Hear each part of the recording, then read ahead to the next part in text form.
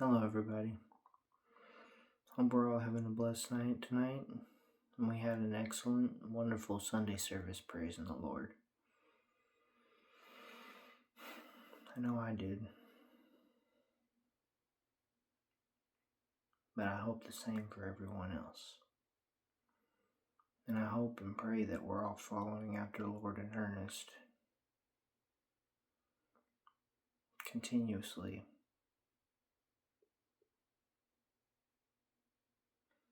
This one's a little quick one tonight, but it's the further the point of bearing the fruits of a changed being. This one comes from Philippians 4, verse 8 and 9. It says, "Finally, brothers and sisters, whatever is true, whatever is noble, whatever is right, whatever is pure, whatever is lovely, whatever is admirable, if anything is excellent or praiseworthy, think about such things. Whatever you have learned or received or heard from me or seen in me, put it into practice, and the God of peace will be with you." So what this is saying right here is when you're changed by Jesus, quite simply, you bear the fruits of a changed being. If you actually take in his teachings to heart and apply them to your life, you bear the fruits of a changed being, and that shows in your outward disposition.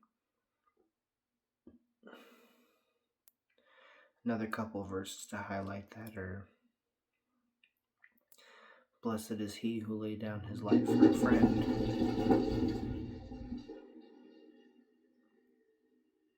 Yeah, blessed is he who laid down his life for a friend. And also another verse that kind of reiterates that point is, I know you guys have all heard, "Verily I say unto you, for whatsoever you do to the least of these, you also do to your Father in heaven."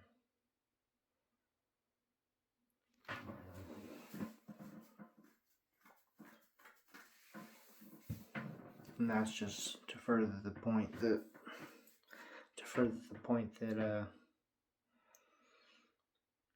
when you take into account thinking about doing things that are right, that you consider right, according to your teachings from the Lord, from the Bible. Whatever you know to be pure, what he's taught you, whatever is lovely. If you can think about anything that you can do to help your fellow man out, or just if it's just a simple random, "Hello, I notice you're down and out on your luck and you're on the side of the road with your doggo," or "I notice you're holding out a sign because you're out of gas and you need that," or whatnot, or "I seen you on the side of the road, you look like you're hungry." Or it could be just any regular person, like maybe you meet an elderly folk at the grocery store who's having trouble paying for their groceries, or a single dad who's trying to buy his daughter some diapers. You never know. Just be open, be willing, and don't be judging.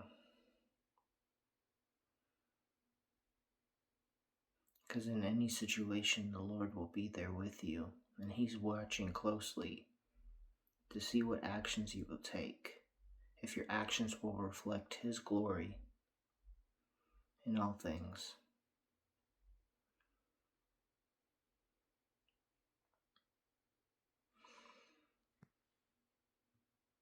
Because there's another thing that I remember, that one of the big things that he's going to ask a lot of people when we go to heaven to see him, is, "When did you feed me? When did you clothe me? When did you make sure I was well?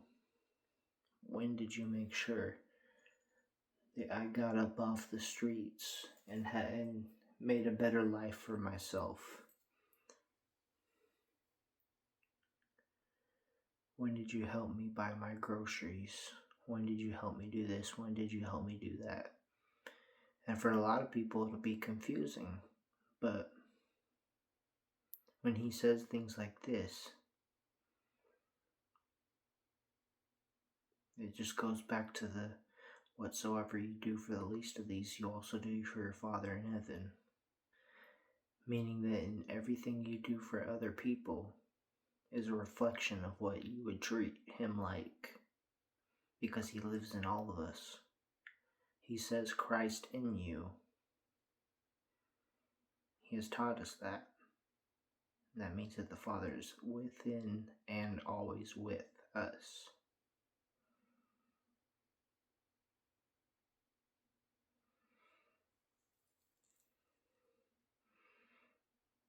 So just think about that in everything that you do.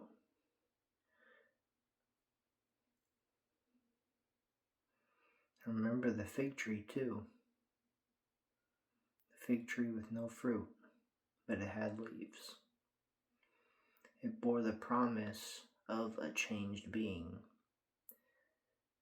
by putting out leaves to bear fruit, by putting out leaves and that promised to bear fruit, but they didn't.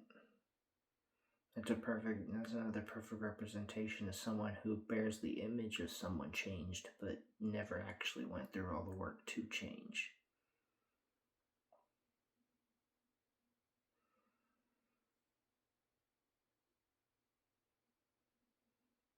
And don't be someone who's puffed up with pride that they talk about change so much, but don't actually commit.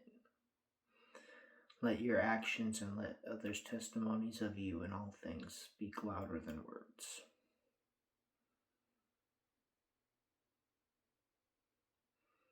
Do things and let others see you doing things.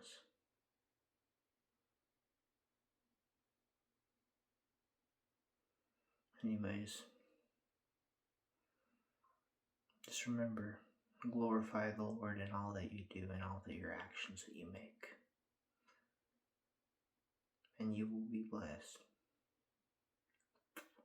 That doesn't mean he doesn't allow you to have your own little hobbies here and there. You definitely allow your own personal time, but just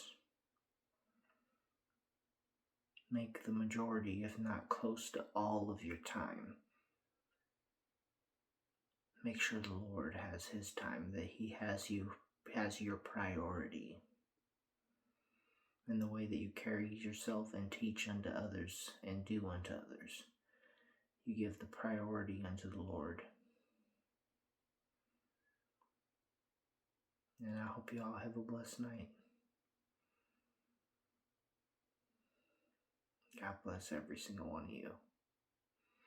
And I hope we go in with this as the start of going into a great week.